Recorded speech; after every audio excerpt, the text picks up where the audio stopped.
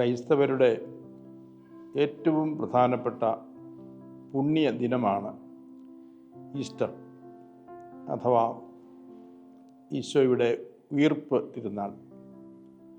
അത് വിമോചനത്തിൻ്റെ, മനുഷ്യകുലത്തിൻ്റെ വിമോചനത്തിൻ്റെ സന്ദേശമാണ് നൽകുക.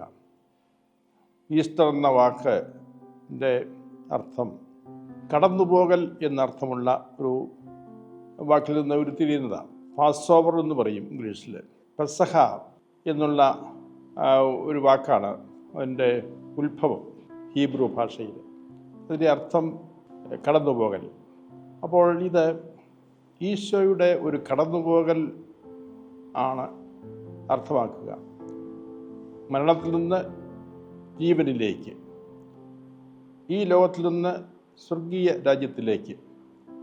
ആ കടന്നുപോകലിലൂടെ ഈശോ മനുഷ്യകുലത്തെയും മരണത്തിൻ്റെ പിടിയിൽ നിന്ന് മോചിപ്പിച്ചു, പാപത്തിൻ്റെ അടിമത്തത്തിൽ നിന്ന് മോചിപ്പിച്ചു, സാത്താൻ്റെ പിടിയിൽ നിന്ന് മോചിപ്പിച്ചു.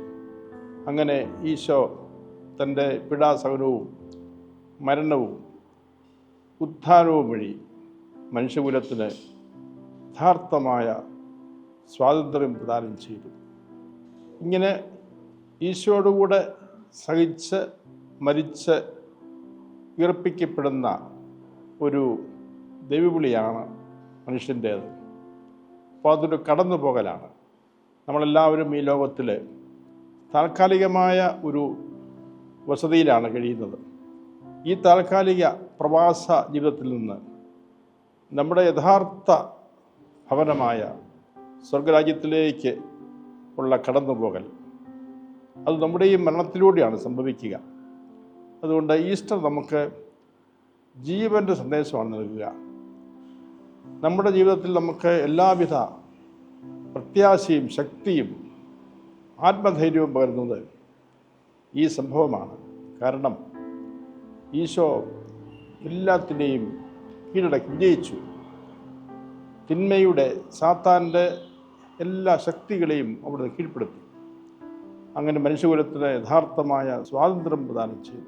ആദ്യ പാപത്തിൻ്റെ ഫലമായിട്ട് അധപ്പതിച്ചു പോയ മനുഷ്യനെ ആ അടിമത്തത്തിൽ നിന്ന് മോചിപ്പിക്കുവാൻ വേണ്ടിയാണല്ലോ ഈ സ്വലോകത്തിലേക്ക് വന്നത്. അത് തൻ്റെ പീഡാസഹനത്തിലൂടെയും മരണത്തിലൂടെയും ഉയിർപ്പിലൂടെയുമായിരുന്നു. അങ്ങനെ ആ സംഭവമാണ് നമ്മൾ ഈസ്റ്റർ ദിനമായിട്ട് ആഘോഷിക്കുക. നമുക്ക് തീർച്ചയായിട്ടും ആത്മീയമായ ഒരു വിജയത്തിൻ്റെ ആഘോഷ ദിനമാണിത് നമ്മുടെ ഈസ്റ്റർ.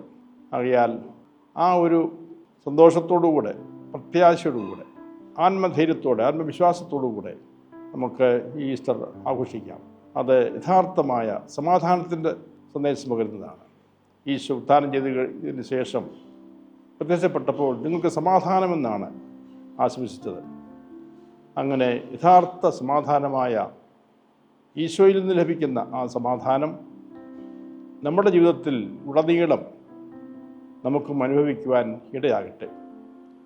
ഈശോ നമ്മുടെ ജീവിത സഹനങ്ങളെ ഒക്കെ ഈശോയോടുകൂടെ നമ്മൾ സമർപ്പിക്കുമ്പോൾ നമുക്കത് ഉയിർപ്പിൻ്റെ ഒരു അനുഭവമായിട്ട് മാറും.